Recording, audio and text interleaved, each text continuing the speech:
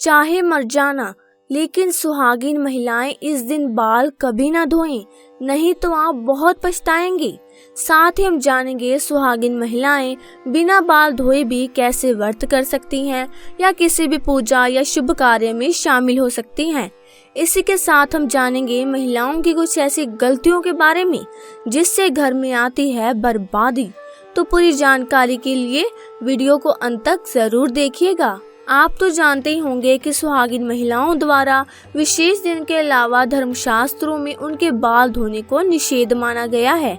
सप्ताह के कुछ विशेष दिन यदि सुहागिन महिलाएं अपने बाल धोएं तो उनके पति पर बाधाएं आ सकती हैं। यहाँ तक कि आपकी संतान और परिवार को कष्ट हो सकता है। तो आइए आप भी जानें कि किस दिन सुहागिन महिलाओं को बाल नहीं धोने चाहिए। दोस्तों, नंबर 1, बुधवार। बुधवार के दिन विशेषकर कुंवारी लड़कियों को बाल नहीं धोने चाहिए। यदि कोई कुंवारी लड़की बुधवार के दिन अपने बालों को धोती है तो उसके भाई पर कोई बड़ी आफत आ सकती है जिसका आप अंदाजा भी नहीं लगा सकते। इसीलिए जितना संभव हो सके बुधवार के दिन कुंवारी लड़कियों को बाल नहीं धोने चाहिए। दोस्तों, नंबर 2, बृहस्पतिवार। यदि कोई सुहागिन महिला बृहस्पतिवार यानी कि गुरुवार के दिन अपने बालों को धोती है तो उसके पति की आयु घटती चली जाती है। सुहागिन महिलाओं को भूलकर भी बृहस्पतिवार के दिन बाल नहीं धोने चाहिए और ना ही बृहस्पतिवार के दिन नाखून और बाल आदि कटवाने चाहिए। ऐसे में आपको बृहस्पतिवार के दिन घर में पोछा भी नहीं लगाना चाहिए और ना ही बृहस्पतिवार के दिन कपड़े आदि धोने चाहिए। अगर आप ऐसा करते हैं तो आपके परिवार पर बहुत बड़ी विपदा आ सकती है। दोस्तों, नंबर 3, सोमवार। यदि कोई शादीशुदा महिला सोमवार के दिन बाल धोती है तो उसकी बेटियों और बेटों पर कोई बड़ा संकट आने की संभावना बनी रहती है। परिवार को किसी बड़े आर्थिक संकट का सामना करना पड़ सकता है।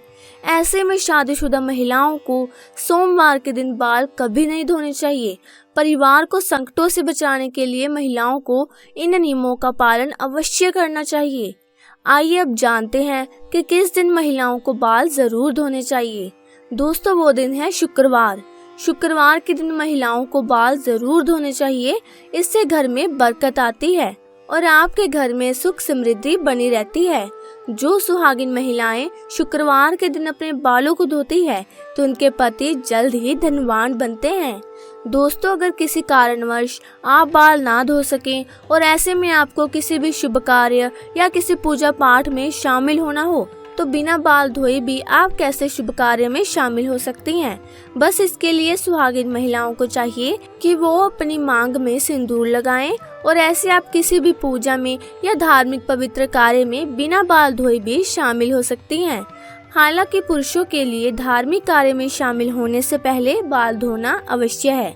दोस्तों, महिलाओं की मांग के हिस्से को गंगा स्थान माना जाता है। शास्त्रों में से बेहद ही पवित्र माना जाता है। इस स्थान का सुहागिन महिलाओं के जीवन में बेहद खास महत्व होता है। मांग में सिंदूर लगाकर महिलाएं मां पार्वती के समान होती हैं और ऐसी शादीशुदा महिलाओं पर मां का आशीर्वाद सदैव बना रहता है।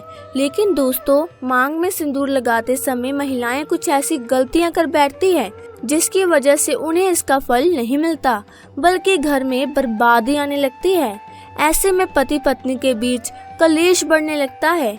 आइए जानते हैं सिंदूर लगाते समय आपको क्या गलती नहीं करनी चाहिए। दोस्तों, नंबर 1, कुछ महिलाओं को सिंदूर लगाने में बहुत शर्म महसूस होती है और वो अपने सिंदूर को मांग में छुपा लेती है।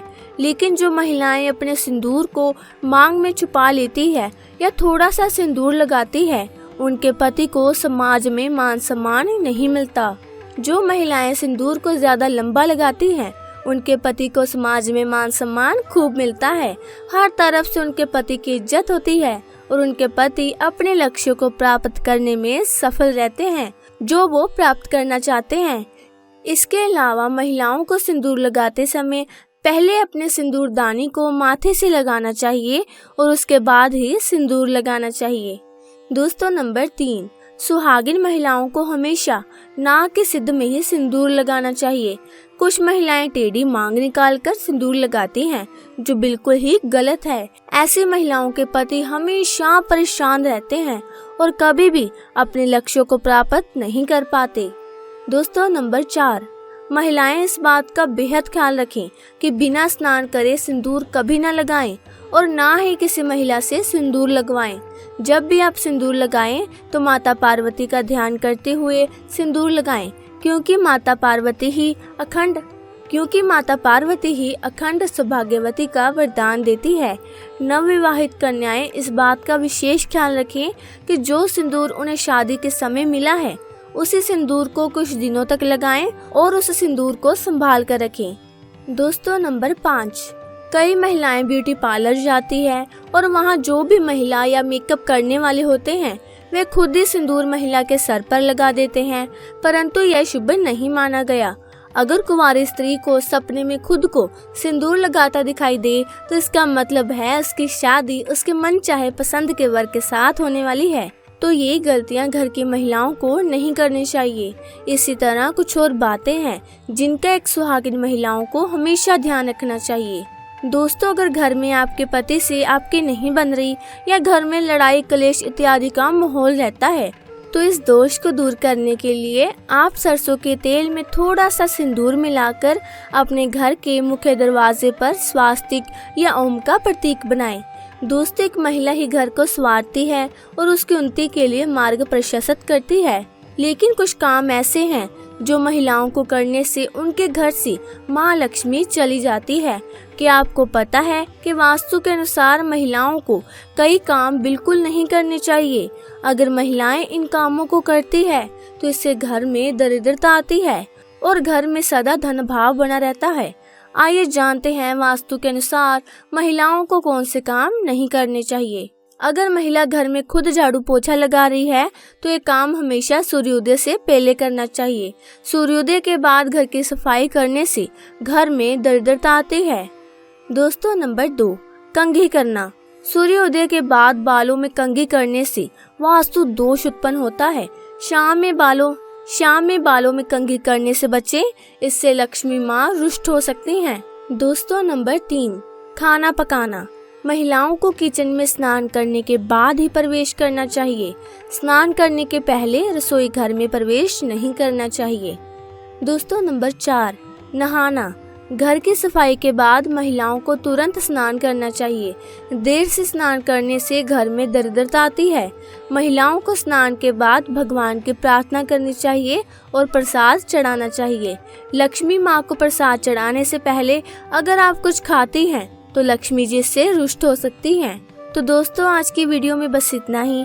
अगर वीडियो आपको ज्ञानवर्धक लगी हो तो वीडियो को लाइक जरूर करें और अगर आपने अभी तक हमारे चैनल को सब्सक्राइब नहीं किया तो जल्दी से सब्सक्राइब करें, ताकि ऐसे ही ज्ञानवर्धक वीडियोस के अपडेट आप तक सबसे पहले पहुंच पाए। वीडियो को अंत तक देखने के लिए आपका बहुत बहुत धन्यवाद।